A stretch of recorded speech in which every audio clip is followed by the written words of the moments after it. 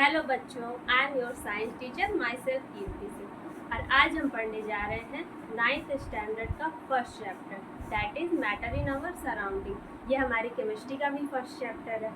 तो मैटर क्या है, आप अपने आसपास देख रहे होंगे कुछ चीज़ें, लाइक ये नोटबुक, ये पेन, या फिर कहें ये बॉटल। आप जिस बेंच में बैठे हैं आपके पास एक चेयर भी होगी।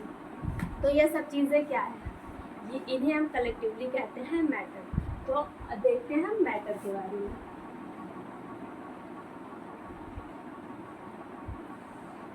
चलते इसकी डेफिनेशन के बारे में। Anything that have mass and occupies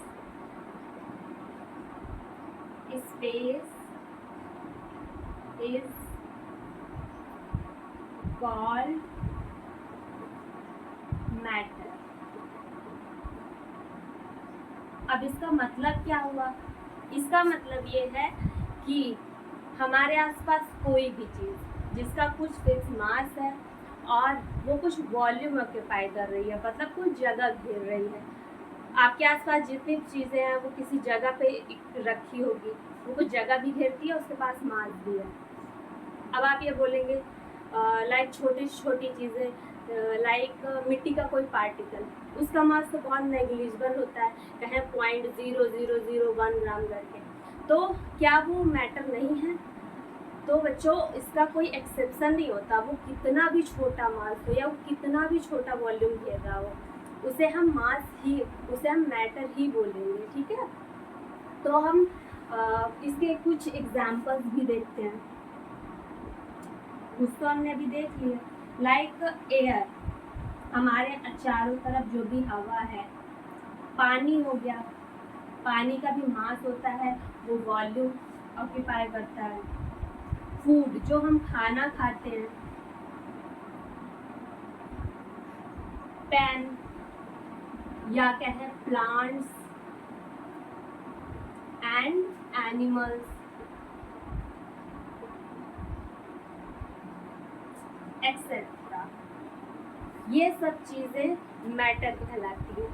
अब बहुत ही पुराने टाइम में जब साइंस इतना डेवलप नहीं थी, तो उस टाइम पे कुछ फिलोसफर ने मैटर्स को कुछ एलिमेंट्स में डिवाइड कर दिया था, लाइक एयर, अर्थ, स्काई, फायर। तो हम इन्हें क्या कहते हैं, इन्हें हम उस समय बोला जाता था पंच तत्व। लेकिन आज के टाइम में जबकि साइंस इतना डेवलप्ड है, आज के साइंटिस्ट ने मैटर को स्टडी करने के लिए दो तरीके बताए। तो हम मैटर को दो प्रॉपर्टीज के बेस पे स्टडी करते हैं। पहला है फिजिकल प्रॉपर्टी,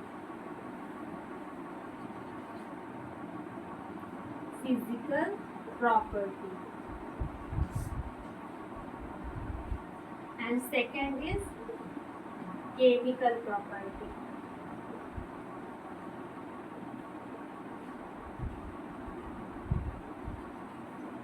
तो बच्चों, इस चैप्टर में हम बेसिकली उसकी फिजिकल प्रॉपर्टी के बारे में पढ़ने वाले हैं। फिजिकल प्रॉपर्टी मतलब जो कि हम उसको ऊपर से देख के बता सकते हैं, जो मेजरेबल होती है। ठीक है, तो आज हम उसके बारे में देखने वाले हैं।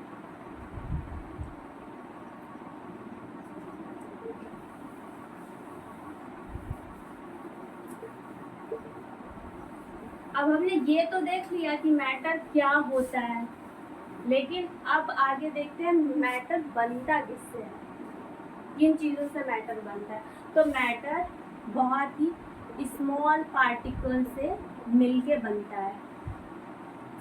स्मॉल पार्टिकल से मिलके कोई भी मैटर बनता है।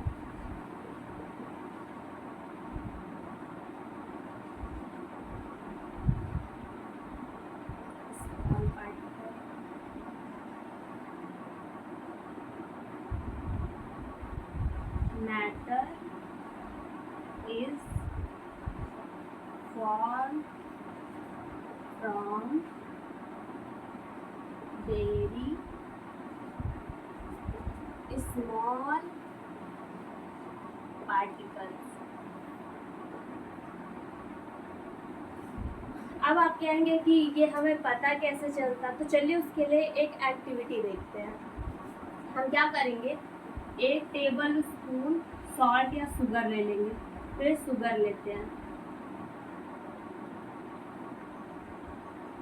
इसे हम 10 ml वाटर में घोलते हैं। ठीक है, तो क्या होगा, वाटर में घोलने पे ये हमें मिक्सचर मिलेगा, salt and sugar and water का मिक्सचर मिलेगा, ये मीठा लगता है। अब क्या करेंगे, हम इसमें 10 ml शुगर और 10 ml वाटर और ऐड करते हैं। ठीक है, इसमें 10 ml ये हो गया आपका वाटर, इसमें 10 ml वाटर और ऐड करते हैं, इसमें ये हो गया शुगर के पार्टिकल। ठीक है, तो क्या होगा, उसका मीठापन तो नहीं चला जाता है, उसमें और ऐड करेंगे, फिर हम और वाटर ऐड करते हैं 10 ml।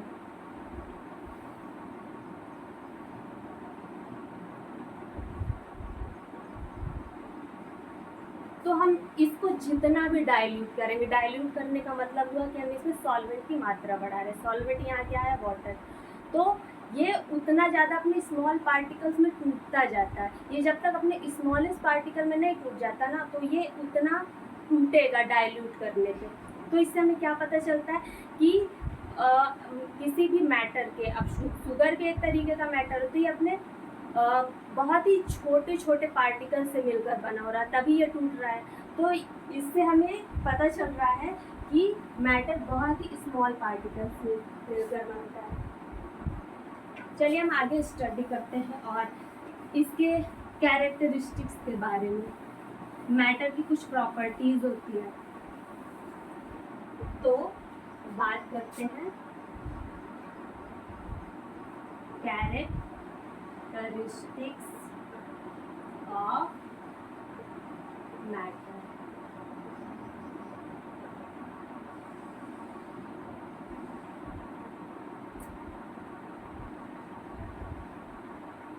तो सबसे पहली प्रॉपर्टी ये है कि मैटर के जो पार्टिकल्स होते हैं वो अपने बीच में कुछ स्पेस ऑक्यूपाई करते हैं, मतलब ये एक दूसरे से एकदम चिपक के नहीं रह रहे होते, इनके बीच में कुछ स्पेस भी पाया जाता है। तो particles of matter occupies some space।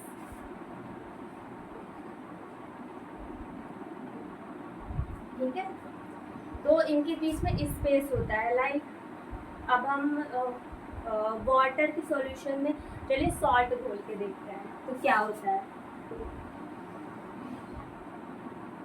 तो हम, ये हो गया हमारा वाटर, अब हम इसमें कुछ नमक डालते हैं। तो अगर आपने ट्राई तो किया होगा ना, इसमें पानी में नमक घोल, तो नमकीन क्यों लगता है? अगर वो इनके बीच में वाटर में जब वो घुल जाता है तभी वो नमकीन लग सकता है। अगर वो वाटर के बीच में उसके मॉलिक्यूल्स ऑक्यूपाई नहीं करते जगह, तो नमक जाके नीचे सेटल डाउन हो जाता, यहाँ जाके वो सेटल डाउन हो जाता, तो हमें पूरा जो सॉल्यूशन है वो नमकीन नहीं लगता, सॉल्टी नहीं होता। तो क्या होता है कि जब हम सॉल्ट घोलते हैं तो ये जो सॉल्ट के छोटे छोटे पार्टिकल्स होते हैं ना, वो वाटर के पार्टिकल्स के बीच में ऐसे कुछ जगह ऑक्यूपाई कर लेते हैं, और जो वाटर का लेवल है ना वो बढ़ता नहीं है। अगर वो सेटल डाउन हो जाता तो ये वाटर का लेवल ऊपर आ जाता, क्योंकि इसने नीचे कुछ जगह घेर ली है। लेकिन ऐसा नहीं होता है, वो वाटर के मॉलिक्यूल्स के बीच में अपना स्पेस, जो स्पेस होता है ना, उसमें जाके फिक्स हो जाते हैं, और ये रैंडम मोशन भी करते रहते हैं बराबर। तो इस वजह से हमें सॉल्ट एंड वाटर का सोल्यूशन सॉल्टी लगता है। इसी तरीके से हम चीनी और वाटर का भी देख सकते हैं। ठीक है, अब अदर प्रॉपर्टी की तरफ चलते हैं।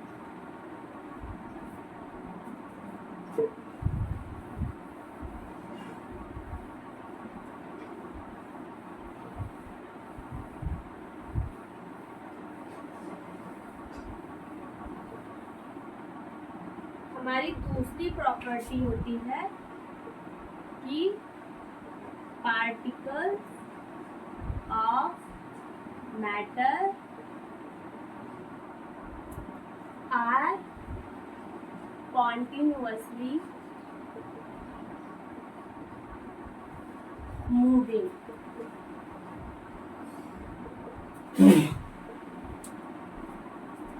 मैटर के पार्टिकल्स की ये भी प्रॉपर्टी होती है, कॉन्टिन्यूअस मूव करते रहते हैं, ये एक जगह फिक्स कभी नहीं होते हैं। ठीक है, जैसे कि एग्जाम्पल के लिए आप लीजिए कि आप कोई स्प्रे बॉटल का एग्जाम्पल लेते हैं। ठीक है, तो इसमें क्या होता है, यहाँ चलो छोटे छोटे ऐसे पार्टिकल्स हैं, और आप जब स्प्रे करते हैं किसी रूम में या फिर परफ्यूम लगा लेते हैं तो क्या होता है कि वो खुशबू पूरे रूम में फैल जाती है।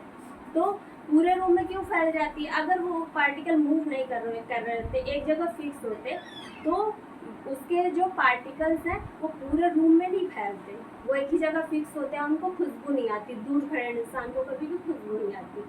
तो इस तरीके से जो पार्टिकल होते हैं मैटर के, वो इधर उधर रैंडमली मूव कर रहे होते हैं। इसमें गैस के पार्टिकल सबसे तेजी से मूव कर रहे होते हैं क्योंकि उनमें फोर्स ऑफ अट्रैक्शन कम होता है। इसके साथ आप अगरबत्ती या धूप बत्ती का एग्जाम्पल ले सकते हैं, जो कि आपकी मम्मी घर में जलाती होंगी पूजा घर में। ठीक है, तो इस तरीके से इसके पार्टिकल हवा में मूव करते हैं। जब आप स्प्रे कराते हो ऐसे करके वो पूरे रूम में फैल जाते हैं।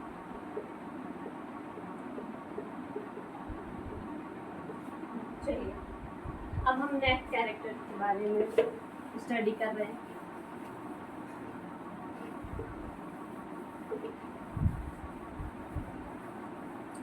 अब इसका नेक्स्ट कैरेक्टर क्या है? Particles of matter attracts each other.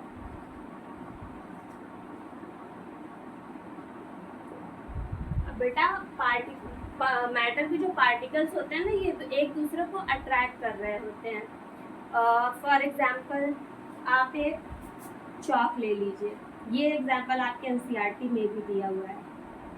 ठीक है, आप एक चॉक ले लीजिए या फिर आप रबर, ठीक है, कोई रबर या प्लास्टिक भी ले सकते हैं। और तीसरा ले लीजिए आप आयरन नेल, मतलब लोहे की कील ले लीजिए। ठीक है, तो आपको क्या लगता है कि किसको तोड़ने में सबसे ज्यादा फोर्स लग रहा होगा? ठीक है, सबसे ज्यादा फोर्स हमें आपको बताने की जरूरत नहीं कि सबसे ज्यादा आयरन नेल में लग रहा होगा, क्योंकि आप चॉक पे फोर्स लगाएंगे वो तुरंत टूट जाएगी, लेकिन प्लास्टिक या रबर में थोड़ा ज़्यादा फोर्स लगेगा। जबकि आयरन नेल को आप तोड़ने की कोशिश करेंगे वो पहले बेंड हो जाएगी, क्योंकि उसमें सबसे ज़्यादा फोर्स लगने वाला है।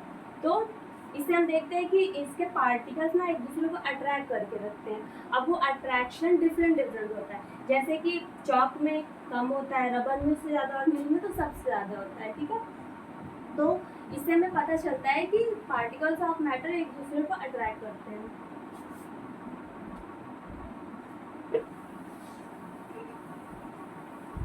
अब हम मूव करते हैं अपने नेक्स्ट टॉपिक की तरफ,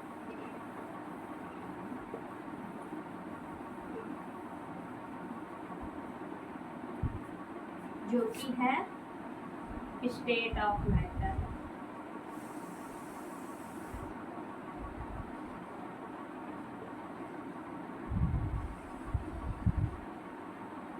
इससे पहले मैंने जो भी पढ़ा है आपको एक बार देख लेना है कि एक बार आपको क्लास में ही रिवाइज करना बनता है, ताकि वो आपको जल्दी रिकॉल होती है। ठीक है, चलिए अब हम स्टेट ऑफ मैटर की बात करें तो हम स्टेट ऑफ मैटर की 5 स्टेटेज होती है। ठीक है, मैटर की 5 स्टेट होती है, जिसमें से पहली है सॉलिड स्टेट, दूसरी हो गई लिक्विड स्टेट, एंड तीसरी है गैसियस, चौथी हुई प्लाज्मा, और पांचवी हुई बोस आइंस्टीन कंडेंसेट।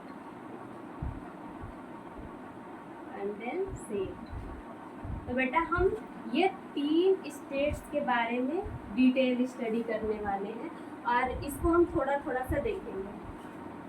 तो हम इन तीनों स्टेट के बारे में कंपैरेटिव स्टडी करते हैं, जिससे हमें चीज़ें ज़्यादा आसानी से समझ आएगी।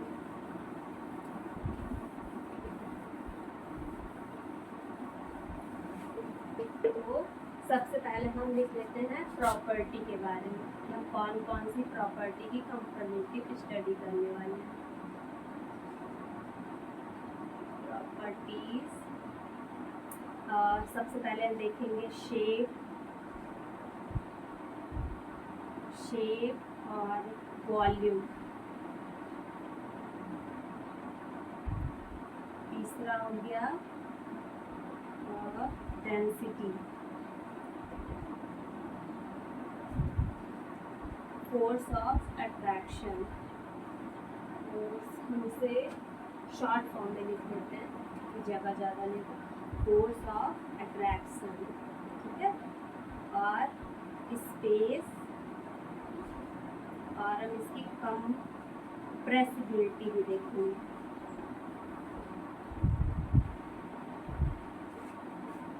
यहाँ हो गया सॉलिड, लिक्विड, आप भी साथ में कॉलम बनाते जाइएगा, लिक्विड और गैस।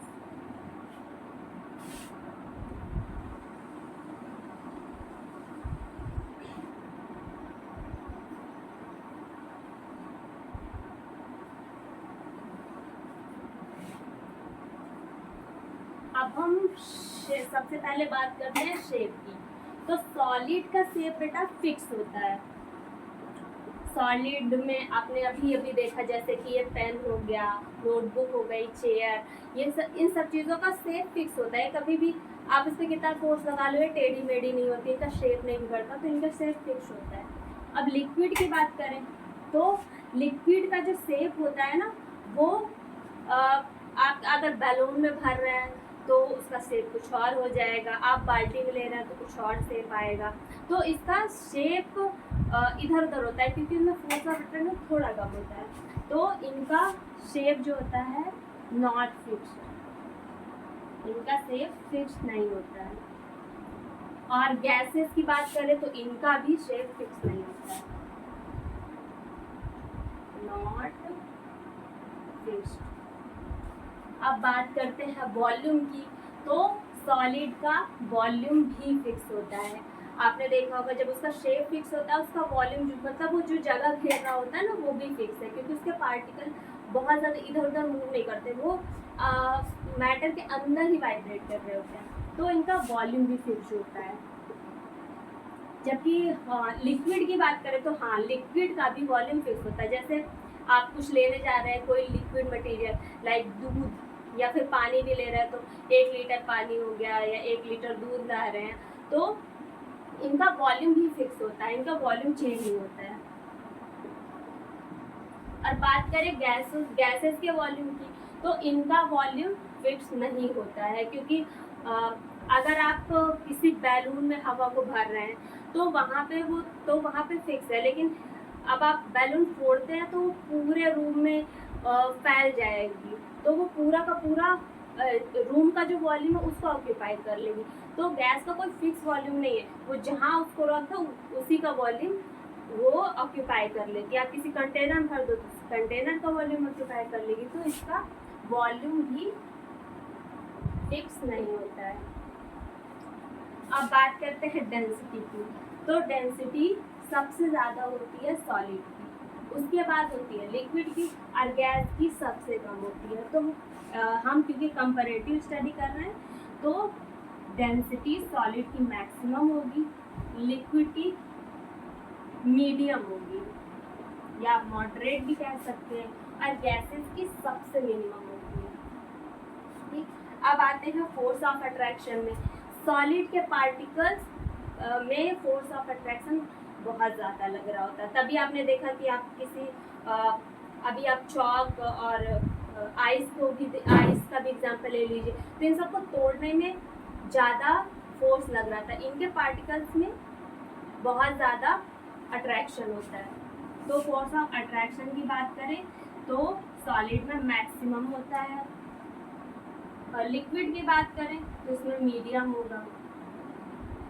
आप किसी बाल्टी में पानी भरा, उसमें हाथ फेरिए तो आपको लगेगा कि हाँ, उसमें आपको थोड़ा सा रेजिस्टेंस महसूस होगा। और अगर आप गैसेस में, हवा में ऐसे हाथ लहरा रहे हो तो आपको बिल्कुल भी ऐसा नहीं लगेगा कुछ चीज़ आपके हाथों से, कुछ पार्टिकल्स टकरा रहे हैं, आपका हाथ आसानी से मूव करेगा।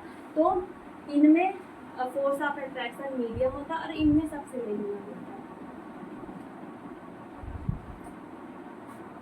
अब बात करते हैं स्पेस। क्योंकि सॉलिड में फोर्स ऑफ अट्रैक्शन मैक्सिमम है, इस वजह से इनके पार्टिकल्स बहुत पास होते हैं। ठीक है, लाइक अब देखोगे बहुत पास इनके पार्टिकल्स होते हैं, जबकि लिक्विड में थोड़ा दूर होते हैं, और गैसेस में तो काफ़ी दूर इनके पार्टिकल्स होते हैं। तो आप देखते हैं स्पेस इनमें सबसे मिनिमम है, सॉलिड में स्पेस सबसे मिनिमम होता है। लिक्विड की बात करें तो इसमें भी मीडियम या मॉडरेट कह लीजिए, और सबसे ज़्यादा स्पेस पाया जाता है गैसेस में।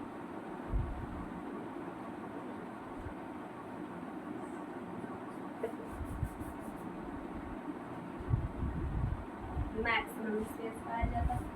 अब बात करें कंप्रेसिबिलिटी की, तो सॉलिड की कंप्रेसिबिलिटी सबसे मिनिमम होती है। आप इसे दबा के देखें, ये थोड़ा भी कंप्रेस हो रही है नहीं ना, तो सॉलिड की कंप्रेसिबिलिटी सबसे मिनिमम होती है। लिक्विड की भी ऑलमोस्ट नेग्लिजिबल ही होती है, जबकि गैसेस की कंप्रेसिबिलिटी बहुत ज़्यादा होती है। तो इसकी हम बात करें तो इसकी सबसे मिनिमम होती है, और इसकी ऑलमोस्ट नेग्लिजिबल।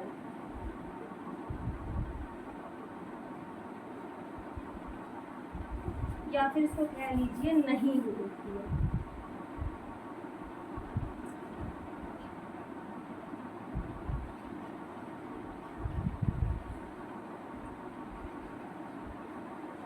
और if गैसेस की बात करें तो ये हाईली कंप्रेसिबल होते हैं, थोड़ा बहुत नहीं, हाईली कंप्रेसिबल। लाइक आपने देखा होगा LPG, इसका फुल फॉर्म क्या हुआ, लिक्विफाइड पेट्रोलियम गैस, जिसका यूज़ हम करते हैं खाना बनाने। आपके घर में जो गैसेस के सिलेंडर आते हैं ना, उसमें LPG भरी होती है, उसमें लिक्विफाइड पेट्रोलियम गैस होती है, जो कि हाईली कंप्रेस करके उसमें भरी जाती है। अगला एग्जांपल ले लेते हैं CNG, जिसे हम कहते हैं कंप्रेस नेचुरल गैस, जो कि हमारे व्हीकल्स को चलाने में काम आती है। तो ये दोनों गैसेस एग्जाम्पल है कि हमारे जो गैसेस होती है ना, कितनी ज़्यादा कंप्रेस करके यूज़ करी जा सकती हैं। तो आप एक बार ये नोट डाउन कर लीजिए, फिर हम आगे चलते हैं।